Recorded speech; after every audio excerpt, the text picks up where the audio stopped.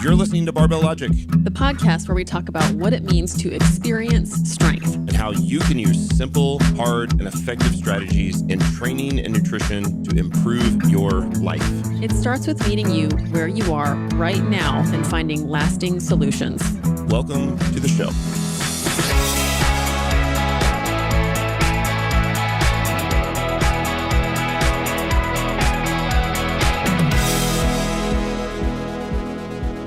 Hey everybody, welcome to your favorite podcast. It's Barbell Logic, Beast Over Burden. I'm your host, Niki Sims.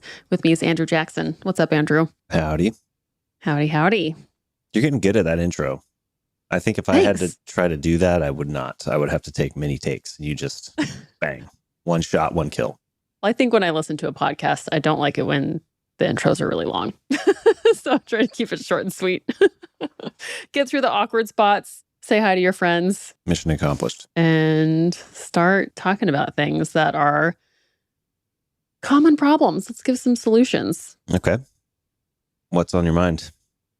On one hand, it's too bad we have to talk about this because it was very traumatic, this thing that we're going to talk about. But on the other side, I'm glad that it is what it is now. Yeah, and I want to talk about it because I think this is universal. Every single lifter will encounter this at some point in time. And I think it's worth putting out there because somebody might be in the middle of their session right now experiencing it as we speak. Yeah. So what happened on your last Saturday leg day? Yeah. So Saturday leg day, I love Saturday leg day because I get to deadlift. I only deadlift once a week. We were switching up strategy a little bit. So it was a little bit of intensity and getting into volume. I was pretty excited about it. Overall, I just loved leg day. So it's deadlift day, belt squat, hip thrust, and then some leg curl accessories. And it's the weekend. So I get to take my time. It's at the home gym. Love it. So super stoked. And my legs were a bit sore from some other work I've been doing. And I was finally I thought I was feeling recovered. Well, I think we should add a little bit more commentary on the precursor to this workout. The precursor to this workout was the entire other 39 years of my life. And and I've been doing this type of leg press variation, which is 1.5 reps. And I've also been really increasing the range of motion on my leg press because I'm just trying to make it a big, juicy movement and train as much muscle as I can. So with that type of movement, I have my feet in a squat stance.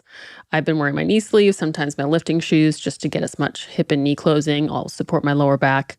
You bring the sled down, you bring it up halfway, bring it down again, and then you bring it up to full extension. So those have been in my program for a few weeks now. Pretty high volume, 4 or 5 sets of 10 to 12 reps.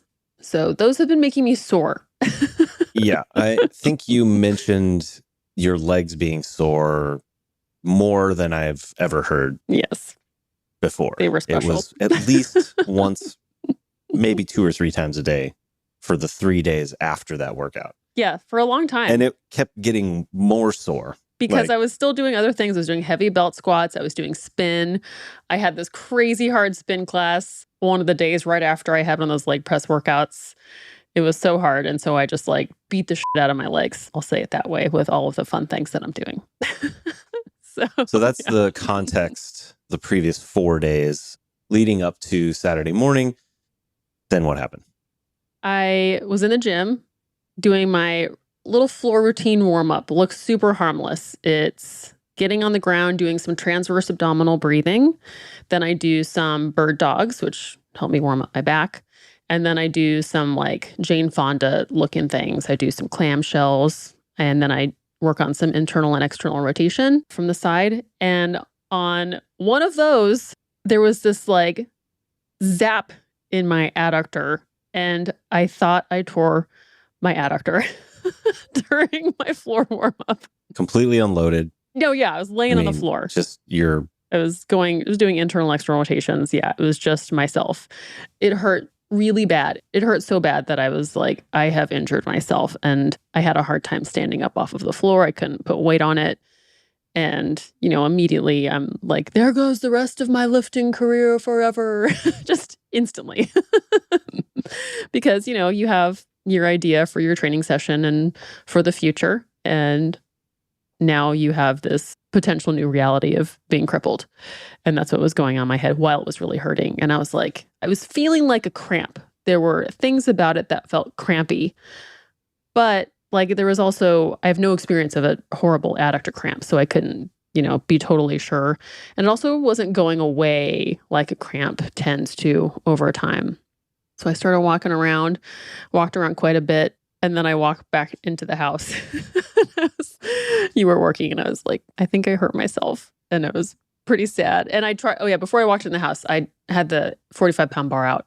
And I just tried to do some basically floating deadlifts, and I couldn't even get the bar lower than my knee. I was like, okay, well, with an adductor strain, like usually closed stance things, narrow stance things are okay. So I'll just try a regular deadlift stance from the top. And that was a no-no. Like that did not work. It made it worse. And so I got kind of freaked out, and then I walked inside. I really thought I tore it because I didn't think a cramp would be that bad.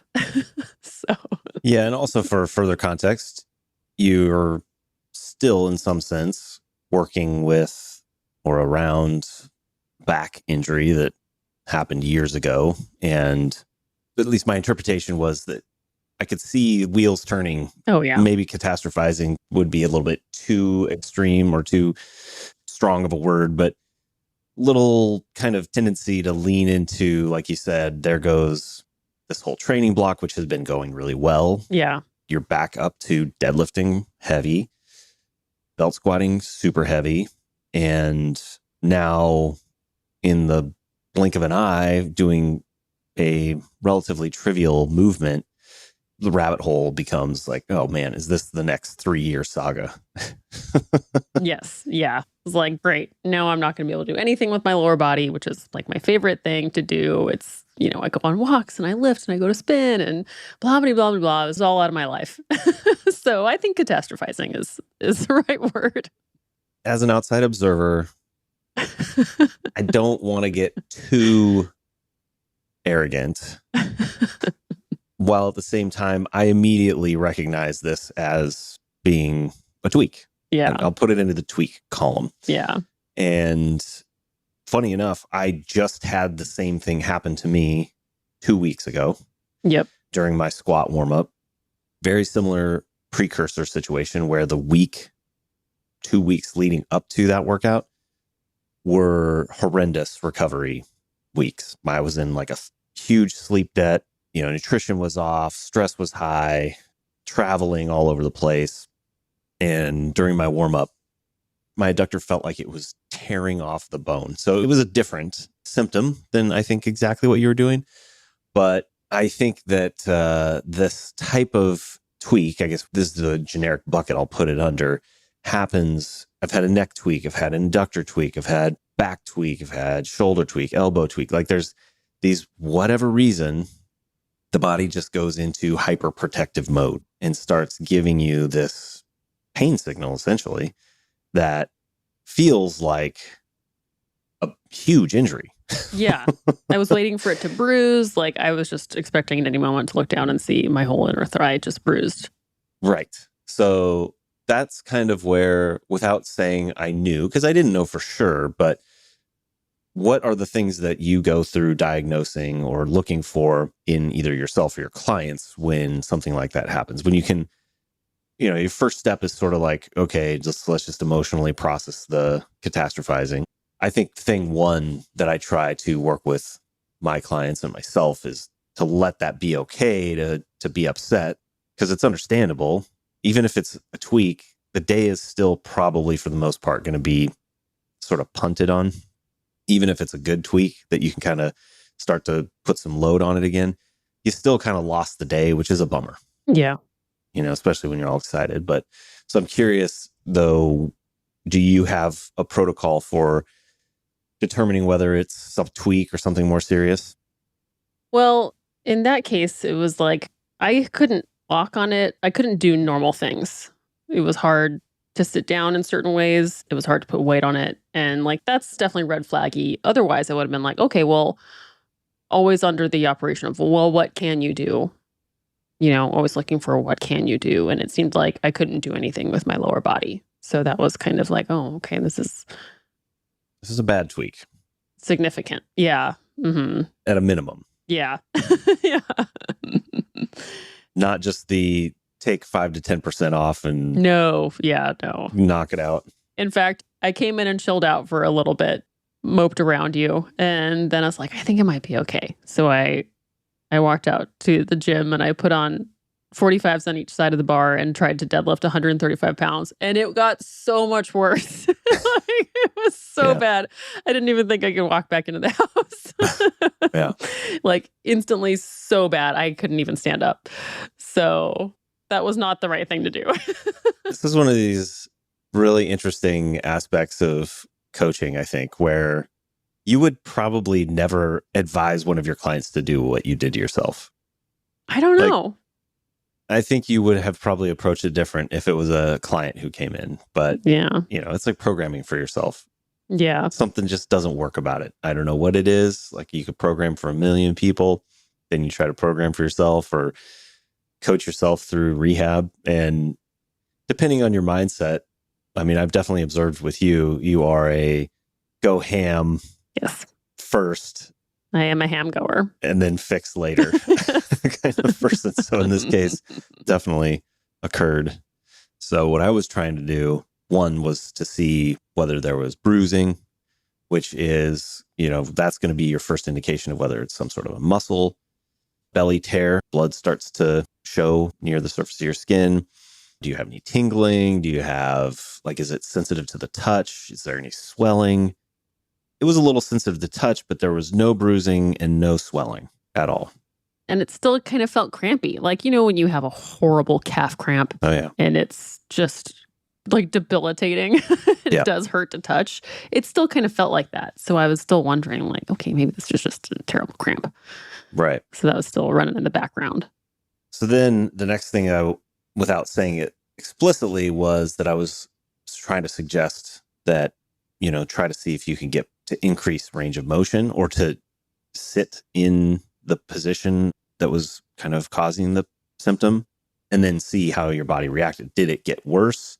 Were you able to kind of gradually increase the range of motion or to be able to sit on that red line and it relax? And I think that's when you were in the kitchen holding onto the door jamb. I did like an 8 squat. Yeah, an eighth of quarter depth squat, whatever, eighth of a depth squat. Eighth of a quarter depth. And it was the first time you went down, absolute no-go. I'm going to die. Never make me do this again. But then you did it again and you sat in there a little bit longer. And that's when I was kind of like, well, what happens if you just sit like in a pause in that position? And I could see even as you were quote unquote pausing, you were slowly actually sinking down a little bit further, a little bit further, a little bit further. And I think you made it within 5 minutes down to full depth squat. No, because there was at some point where you were like, do you just want to sit and watch some golf for a while? And it was like, yes. Okay, that's right. Took some time. I watched the Open. Yes, that's right. And I had an ice pack on my leg. But importantly, though, when you came back up, you did get down to like quarter squat. I think I did before I sat down. Yeah. And it didn't get worse. Yeah. From doing that. So like there's, to me, big green flags, no bruising, no swelling, no tingling, and gradually moving into and being in the borderline case where the symptoms starts to kind of like, whoa, like, or the body's like, don't do this. But if you just kind of like ease into it, there's a bit of an indication that there's a relaxation. Which I was totally fighting. I was like, I don't think it's right to do that. And at the same time, I was like, I want to go do my workout. So I was like completely talking out of both sides of my mouth. I was like, there's no way I can get into a squat. But at the same time, I want to finish my workout. Right. Out loud, you were saying, I can't do this. But then your actions, you would just keep doing it. And I would just sort of like offer an idea and then go back to work. Let you make the choice. And then notice that when you did it, it got a little bit better. Yeah, that was helpful. All green flags. If you're listening out there wondering whether you have a tweak, those are all things that I would look for, especially if it's unilateral. You start having bilateral pain symptoms or swelling or tingling or loss of sensation anywhere. Those are all major red flags. But, if you've got just something where it just doesn't feel good, my first inclination is to go down the motion is lotion path. The old Darren Deaton, motion is lotion, especially if it's tendon related, because we've theoretically ruled out a muscle belly tear because there's no bruising. Tendons tend to seem to work well under tension because there's so little blood flow through connective tissue. Generally, I often notice that sitting in a pause, whether it's knees or adductor, sometimes elbow or shoulder, putting in a pause will just allow blood to go. At least that's my mental models. You're getting more blood flow and able to heal or whatever needs to move through faster. Or it could be, my other mental model is that the body is trying to protect itself from getting injured. But if you can sit in that position for a little while, assuming that it's not in this case, based on where we eventually got, don't think there was an actual injury. I don't think so. I think it was cramping, seizing, and having a bit of a tantrum. And that is something that I tell my clients. It's just like, you need to let your body have its tantrum for a short amount of time. Right. And then I think that was very wise. Yeah. That once after you went back and tried to deadlift 135. So again, not taking your own coaching advice. Actually did give it a chance to, settle down over a couple holes of the British Open. And then went back out into the garage. Where did it go from there?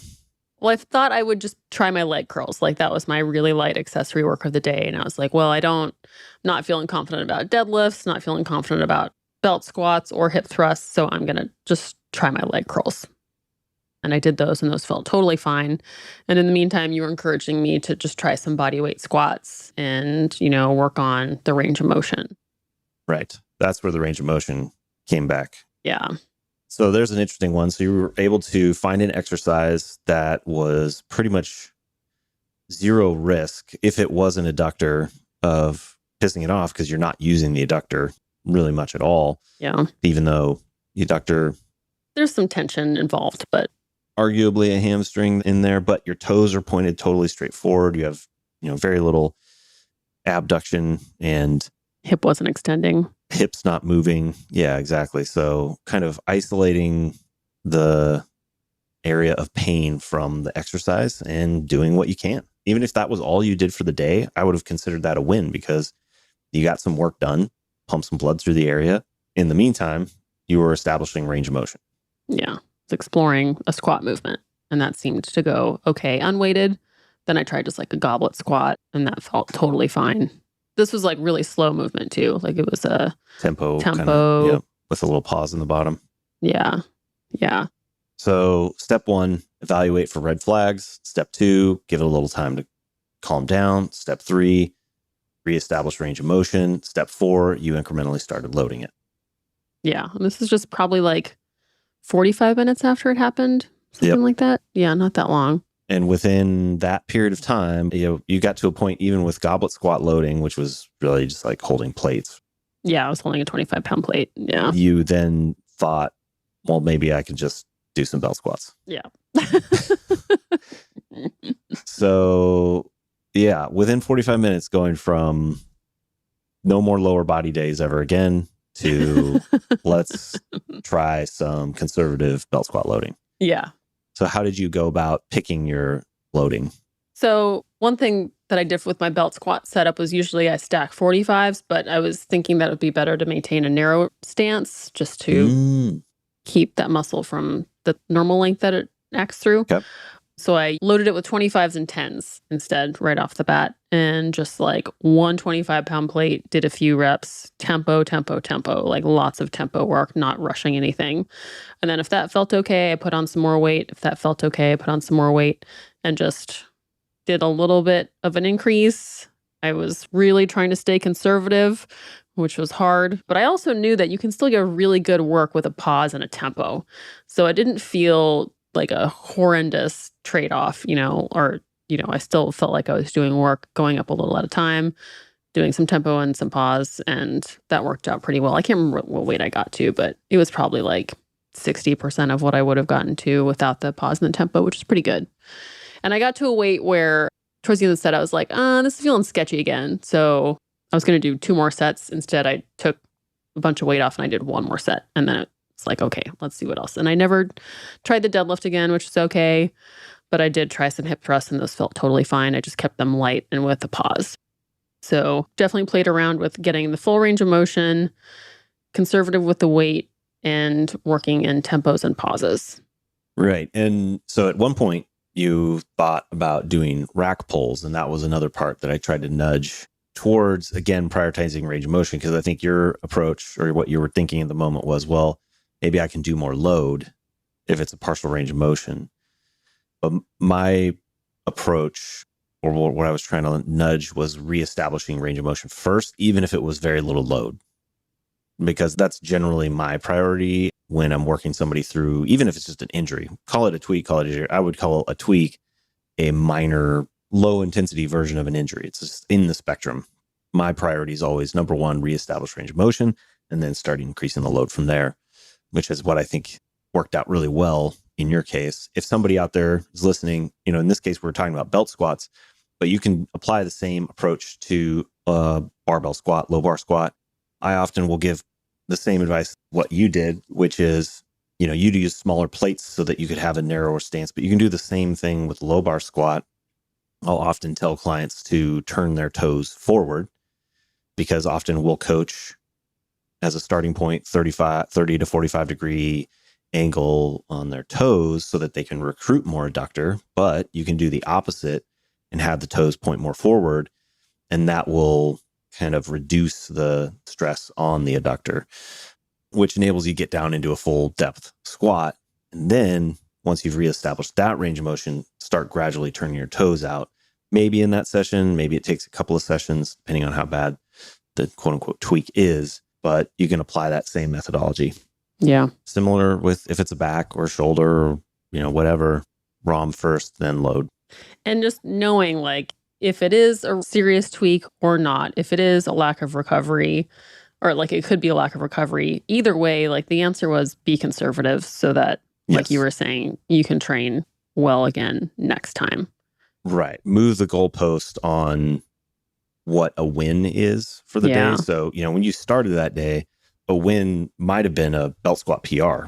You're kind of at like belt squat and deadlift, or at least recent PR for deadlift, belt squat, lifetime PR. But after the tweak, move the goalpost to a win for that day is reestablishing range of motion, one, and then like any amount of load, really. Any load that gets you to a point where you're moving better than where you started is a win for that day. Yeah. And leaving, like, I know I could do more. That's always Absolutely something that I tell my clients is like, don't put it all out there so that you're dragging yourself out and you're not sure. Like, leave knowing that there's more for next time. Yes. It was a really interesting couple of days, and it felt totally normal like 3 days later. Yeah. So by the Tuesday session, now you did work with your coach to make some adjustments, right? Oh yeah, we took down the volume a pretty good amount on the next leg day, and so we treated it as kind of a recovery leg day, which was fine. As opposed to what was in the original plan, which was like double the volume, buttload of everything. Yeah. So a little bit of a reset, and then I'm going to, probably still going to get back on track with progressively overloading from here though, right? Mm-hmm. Yeah. Back to a 320, 25 pull tomorrow.